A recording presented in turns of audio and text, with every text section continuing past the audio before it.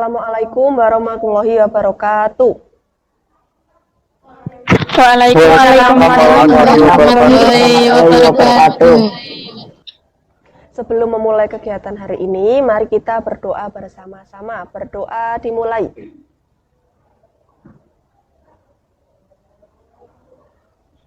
Berdoa selesai. Di pagi yang cerah ini, bagaimana kabarnya anak-anak? Sehat, Bu. Baik, Bu. Sehat, Bu. Alhamdulillah, baik ya. Silakan untuk presensi, kalian bisa ketik di kolom pesan. Ya, sepertinya sudah hadir semua ya. Ini ada 5 anggota kelompok. Ingat pepatah ya, tak kenal maka tak sayang. Ya, jadi Ibu harap dalam konseling kelompok ini bisa saling mengenal satu sama lain. Dengan cara memperkenalkan inisial nama, kemudian makanan kesukaan. Perkenalkan, inisial nama saya RDS, bisa dipanggil D. Makanan kesukaan saya bakso. Perkenalkan, inisial nama saya KM, bisa dipanggil K. Makanan kesukaan saya nasi goreng. Sebelumnya sudah pernah mengikuti konseling kelompok belum? Atau apakah sudah ada yang tahu konseling kelompok itu apa? Belum, sudah belum. Ya, baiklah, ada yang sudah, ada yang belum ya. Nah, Ibu jelaskan ya, jadi konseling kelompok itu adalah proses pemberian bantuan yang diberikan oleh guru BK kepada peserta didik yang memiliki permasalahan. Ya, permasalahan baik itu di bidang pribadi, bidang sosial, bidang karir maupun bidang belajar. Ya, jadi nanti melalui konseling kelompok kita bisa bersama-sama mencari dan mendapatkan solusi dari permasalahan tersebut. Untuk topik dari permasalahan pada konseling kelompok ini, kira-kira nanti kita akan membahas permasalahan apa? Bisa diceritakan, mungkin ada yang punya masalah, ingin diungkapkan, silahkan. Permasalahan yang saya rasakan akhir-akhir ini, saya pernah melanggar tata tertib sekolah, Bu. Saya juga pernah melanggar tata tertib sekolah. Kita membahas topik permasalahan tentang pelanggaran tata tertib saja.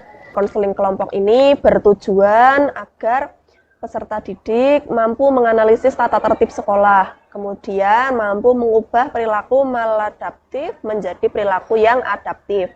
Ya, kemudian setelah itu Ibu berharap peserta didik mampu menerapkan tata tertib sekolah dengan perilaku yang baik sesuai dengan tata tertib sekolah. Bisa dipahami? Bisa, Bu. Baiklah, Ibu akan menjelaskan peran masing-masing anggota kelompok dalam konseling kelompok ini, ya. Jadi di sini Ibu menjadi pemimpin kelompok, kemudian kalian sebagai anggota kelompok. Jadi semuanya dalam konseling kelompok ini Ibu memberi kesempatan untuk mengungkapkan masalah, kemudian Ibu juga memberikan kesempatan pada semuanya untuk memberikan solusi atau mencari solusi bersama-sama. Kemudian dalam konseling kelompok ini ada aturan dan asas-asas konseling kelompok. Ya, yang pertama ada asas kerahasiaan. Jadi dalam asas kerahasiaan itu semua kita yang ada di dalam konseling kelompok ini harus bisa menjaga rahasia ya dari informasi yang kita bicarakan, kemudian kita dengarkan. Ya, khususnya hal-hal yang bersifat pribadi atau tidak boleh diketahui orang lain. Jadi kita harus bisa menjaga kerahasiaan. Ya. Kemudian ada asas keterbukaan. Jadi dalam konseling kelompok ini Ibu berharap semua anggota kelompok mampu terbuka mengemukakan permasalahannya. Ya. Selain itu juga bisa terbuka untuk berbagi alternatif solusi. Aturan dari konseling kelompok ini, ketika ingin mengemukakan permasalahan atau berbagi alternatif solusi, bisa mengeklik tombol yang ada gambar telapak tangannya ya atau raise hand, kemudian setelah Ibu persilahkan baru kalian bisa menjawab dengan membuka mikrofon. Ibu akan mengajak kalian untuk mengikrarkan janji rahasia. Saya berjanji. Saya berjanji Menyatakan bahwa saya sanggup dan bersedia menjaga, menerima, dan memelihara informasi apapun baik dari diri saya sendiri maupun dari orang lain. maupun dari orang lain. Ibu berharap semua anggota kelompok selama mengikuti konseling kelompok ini bisa mengungkapkan diri dan memiliki keterbukaan selama layanan konseling kelompok ini berlangsung. Ya, selanjutnya Ibu ingin mengajak kalian untuk mengungkapkan harapan dan tujuan mengikuti konseling kelompok ini. Harapan dan tujuan saya mengikuti konseling kelompok ini agar saya tidak lupa membawa topi upacara sehingga tidak melanggar tata tertib sekolah. Harapan dan tujuan saya mengikuti konseling kelompok ini agar saya selalu rapi dalam berpakaian sehingga tidak melanggar tata tertib sekolah. Apakah kalian semuanya sudah siap untuk memasuki tahap inti? Siap, Bu. Ibu berharap semua anggota kelompok memiliki keaktifan selama layanan konseling ini ya. Layanan hari ini akan kita adakan selama 1 kali 40 menit. Bagaimana? Setuju tidak? Setuju, Bu. Tadi kalian kan sudah bercerita. Nah, pelanggaran seperti apa yang kalian alami? Saya pernah, Bu. Rambut saya panjang atau model tidak sesuai tata tertib sekolah, Bu. Iya Bu, saya pernah melanggar tata tertib juga. Saya sering terlambat masuk ke kelas ketika jeda istirahat pergantian jam pelajaran. Mari kita mulai ke tahap inti. Apakah semuanya sudah siap untuk mengikuti tahap inti? Siap, Bu. Nah, saat ini kita memulai ke tahap inti ya. Silakan nanti kalian bisa ungkapkan permasalahan yang sedang kalian alami. Kemudian kalian juga nantinya bisa berbagi solusi mengenai pelanggaran tata tertib yang sedang kalian alami atau yang sedang kalian rasakan. Saya sering baju seragamnya tidak rapi atau sering dikeluarkan D. Kalau kamu apa A? Saya sama seperti H. Saya juga sering terlambat masuk ke kelas ketika jeda istirahat pergantian jam pelajaran. Apa sih yang menjadi alasan kalian melakukan pelanggaran tata tertib? Alasan saya sering rambutnya panjang atau model tidak sesuai tata tertib sekolah karena penyebabnya saya merasa tidak percaya diri ketika rambutnya model cepak atau tipis. Selain itu penyebabnya karena hobi saya bermain basket. Menurut saya rambut sedikit panjang itu keren. Kalau kamu apa, Dik? Alasan saya setiap hari Senin pada saat upacara lupa tidak membawa topi karena penyebabnya tidak ada yang mengingatkan saya untuk membawa topi upacara. Orang tua saya berangkat kerjanya pagi sekali. Pada saat bangun tidur, orang tua saya sudah berangkat kerja sehingga tidak ada yang mengingatkan saya. Sanksi apa yang kalian dapatkan ketika kalian melanggar tata tertib sekolah? Sanksi ketika melanggar tata tertib yang saya dapatkan yaitu poin pelanggaran tata tertib sekolah, Bu. Ibu akan mengajak kalian untuk mengemukakan analisis ABC ya. Jadi untuk A itu artinya antecedent atau pencetus dari perilaku permasalahanmu ya. Kemudian untuk B itu adalah behavior, yaitu perilaku yang dipermasalahkan ya. Kenapa kamu kenapa perilakumu itu bermasalah ya. Kemudian yang C itu adalah konsekuensi ya dari akibat perilaku yang sudah kalian lakukan ketika melanggar tata tertib. Kalau saya analisis A yaitu baju seragamnya tidak rapi atau sering dikeluarkan. Kemudian analisis B yaitu mengikuti ajakan teman-teman yang satu geng dengan saya. Lalu analisis C yaitu mendapat poin pelanggaran tata tertib sekolah dan menjadi siswa yang dipandang tidak rapi dan tidak tertib dalam berpakaian. Kalau kamu apa D? Kalau saya analisis A yaitu sering terlambat masuk ke kelas ketika jeda istirahat pergantian jam pelajaran. Kemudian analisis B yaitu saya sedang mengantri beli jajan di kantin pada jam istirahat. Lalu analisis C yaitu mendapat poin pelanggaran tata tertib sekolah dan ketinggalan mata pelajaran yang sedang dijelaskan oleh bapak atau ibu guru. Selanjutnya kira-kira alternatif solusi apa yang nantinya akan kalian lakukan dan diterapkan? Silakan bisa kalian diskusikan pemecahan masalah atau alternatif solusi dari permasalahan yang kalian alami. Menurut saya untuk pemecahan permasalahannya S yaitu mencari kantin yang tidak terlalu banyak antriannya. Di sekolah kan ada 4 kantin, jadi bisa ke kantin lain jika dirasa nanti terlalu lama mengantri beli jajan. Bagaimana menurutmu, He? Terima kasih, De. Saya setuju dengan pemecahan permasalahan yang kamu berikan. Nanti akan saya lakukan.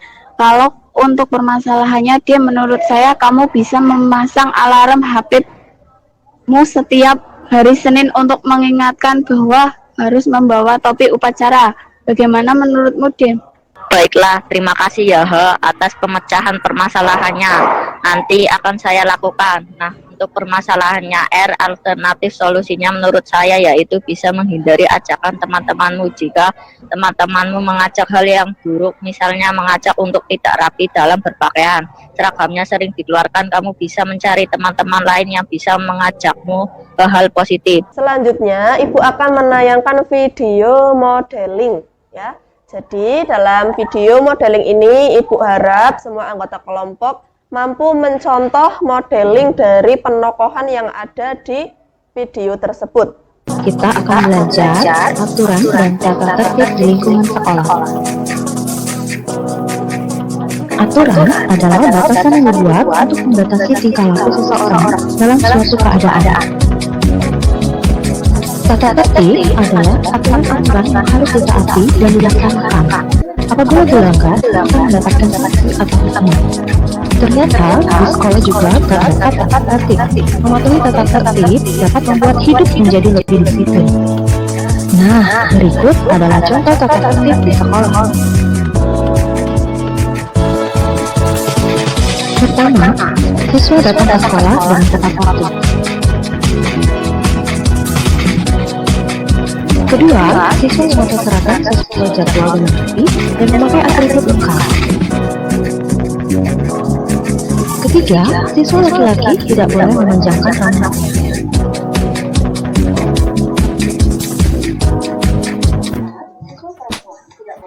Keempat, kesan yang mencolok. Kelima, semua siswa harus menghormati guru.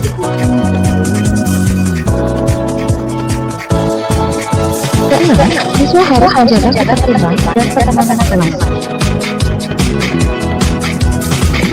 Ketujuh, mau mengantri saat membeli makanan di kantin.